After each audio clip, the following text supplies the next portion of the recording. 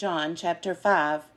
After this there was a festival of the Jews, and Jesus went up to Jerusalem. Now in Jerusalem, by the sheep gate, there is a pool, called in Hebrew Bethzatha, which has 5 porticos. In these lay many invalids, blind, lame, and paralyzed. One man was there who had been ill for 38 years. When Jesus saw him lying there and knew that he had been there a long time, he said to him, "Do you want to be made well?" The sick man answered him, "Sir, I have no one to put me into the pool when the water is stirred up. And while I am making my way, someone else steps down ahead of me." Jesus said to him, "Stand up, take your mat, and walk." At once the man was made well, and he took up his mat and began to walk. Now that day was a Sabbath. So the Jews said to the man who had been cured, "It is the Sabbath. It is not lawful for you to carry your mat." But he answered them, "The man who made me well said to me, 'Take up your mat and walk.'" They asked him, "Who is the man who said to you, 'Take it up and walk'?" Now the man who had been healed did not know who it was, for Jesus had disappeared in the crowd that was there. Later Jesus found him in the temple and said to him, "See, you have been made well. Do not sin any more, so that nothing worse happens to you." The man went away and told the Jews that it was Jesus who made him well. Therefore the Jews started persecuting Jesus, because he was doing such things on the Sabbath. But Jesus answered them, "My Father is still working, and I also am working." For this reason the Jews were seeking all the more to kill him, because he was not only breaking the Sabbath, but was also calling God his own Father, thereby making himself equal to God. Jesus said to them, "Very truly I tell you, the Son can do nothing on his own, but only what he sees the Father doing. For whatever the Father does, the Son does likewise. The Father loves the Son and shows him all that he himself is doing, and he will show him greater works than these, so that you will be astonished. Indeed, just as the Father raises the dead and gives them life, so also the Son gives life to whomever he wishes. The Father judges no one, but has given all judgment to the Son, so that all may honor the Son just as they honor the Father. Anyone who does not honor the Son does not honor the Father who sent him. Very truly, I tell you, anyone who hears my word and believes him who sent me has eternal life, and does not come under judgment, but has passed from death to life. Very truly, I tell you, the hour is coming, and is now here, when the dead will hear the voice of the Son of God, and those who hear will live. For just as the Father has life in himself, so he has granted the Son also to have life in himself. And he has given him authority to execute judgment, because he is the Son of Man. Do not be astonished at this, for the hour is coming when all who are in their graves will hear his voice and will come out.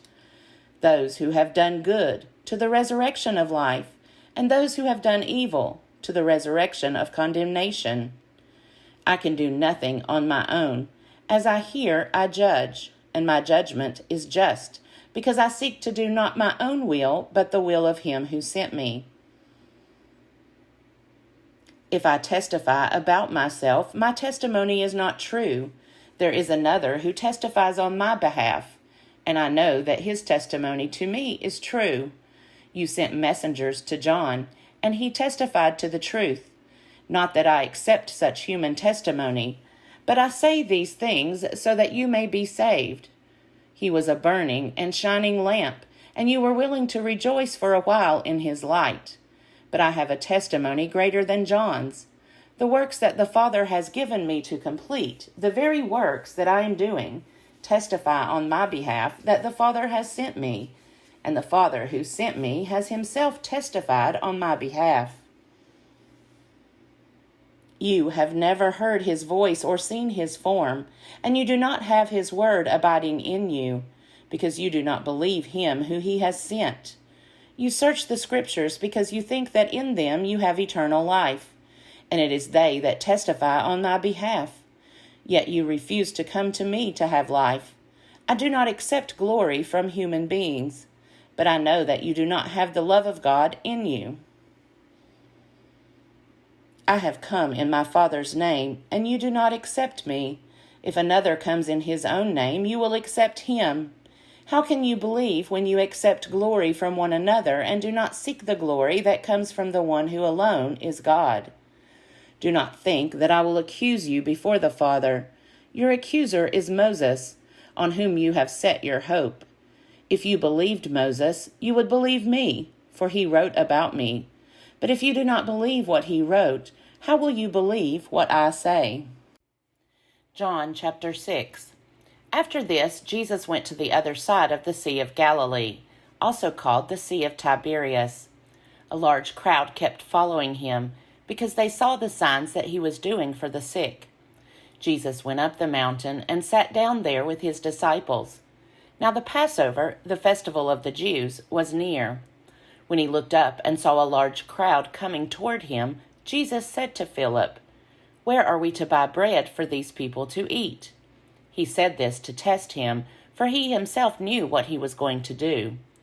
Philip answered him, 6 months' wages would not buy enough bread for each of them to get a little.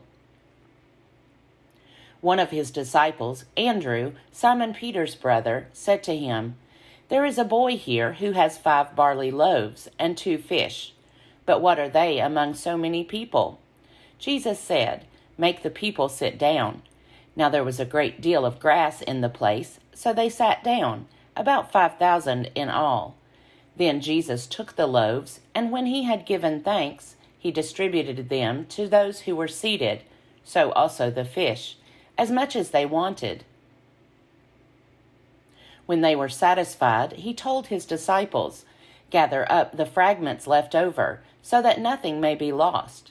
So they gathered them up, and from the fragments of the 5 barley loaves, left by those who had eaten, they filled 12 baskets. When the people saw the sign that he had done, they began to say, "This is indeed the prophet who is to come into the world." When Jesus realized that they were about to come and take him by force to make him king, he withdrew again to the mountain by himself. When evening came, his disciples went down to the sea, got into a boat, and started across the sea to Capernaum. It was now dark, and Jesus had not yet come to them. The sea became rough because a strong wind was blowing. When they had rowed about 3 or 4 miles, they saw Jesus walking on the sea and coming near the boat, and they were terrified. But he said to them, "It is I, do not be afraid." Then they wanted to take him into the boat, and immediately the boat reached the land toward which they were going. The next day, the crowd that had stayed on the other side of the sea saw that there had been only one boat there.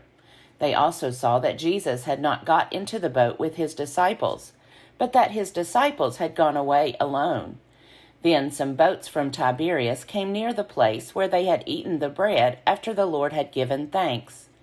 So when the crowd saw that neither Jesus nor his disciples were there, they themselves got into the boats and went to Capernaum looking for Jesus.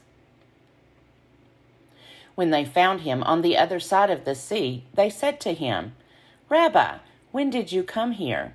Jesus answered them, "Very truly, I tell you, you are looking for me, not because you saw signs, but because you ate your fill of the loaves.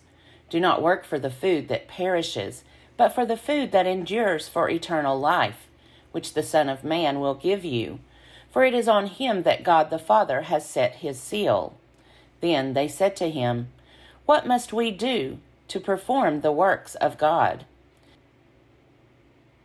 Jesus answered them, "This is the work of God, that you believe in him whom he has sent."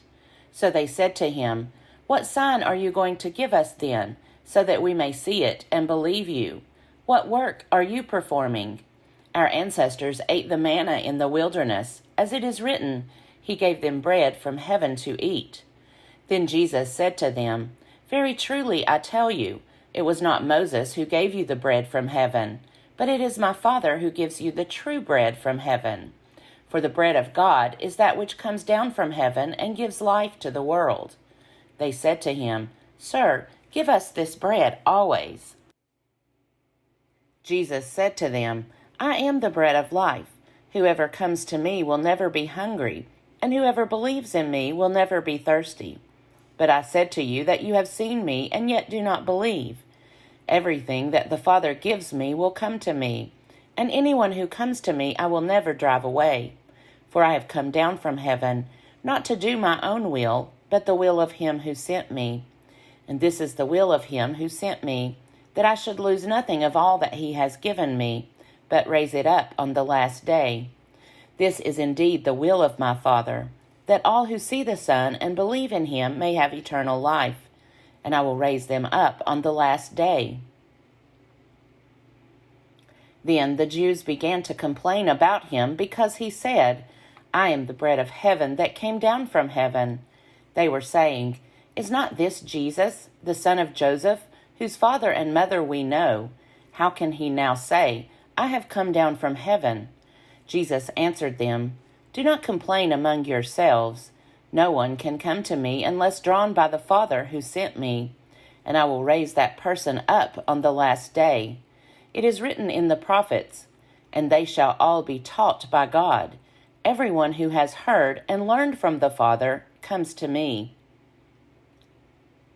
Not that anyone has seen the Father except the one who is from God. He has seen the Father. Very truly, I tell you, whoever believes has eternal life. I am the bread of life. Your ancestors ate the manna in the wilderness, and they died. This is the bread that comes down from heaven, so that one may eat of it and not die. I am the living bread that came down from heaven. Whoever eats of this bread will live forever, and the bread that I will give for the life of the world is my flesh." The Jews then disputed among themselves, saying, "How can this man give us his flesh to eat?"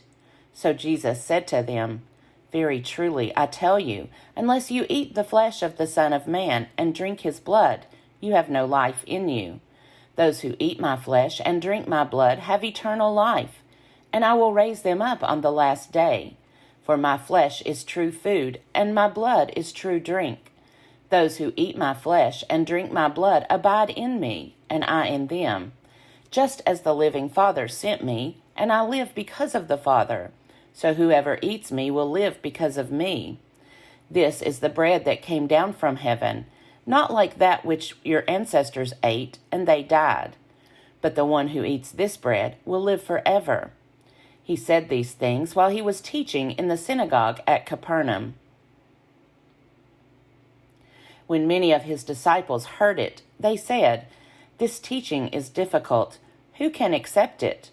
But Jesus, being aware that his disciples were complaining about it, said to them, "Does this offend you? Then what if you were to see the Son of Man ascending to where he was before? It is the Spirit that gives life. The flesh is useless. The words that I have spoken to you are spirit and life. But among you there are some who do not believe." For Jesus knew from the first who were the ones that did not believe, and who was the one that would betray him. And he said, "For this reason I have told you that no one can come to me unless it is granted by the Father." Because of this, many of his disciples turned back and no longer went about with him. So Jesus asked the 12, "Do you also wish to go away?" Simon Peter answered him, "Lord, to whom can we go? You have the words of eternal life. We have come to believe and know that you are the Holy One of God." Jesus answered them, "Did I not choose you, the 12? Yet one of you is a devil." He was speaking of Judas, son of Simon Iscariot, for he, though one of the 12, was going to betray him.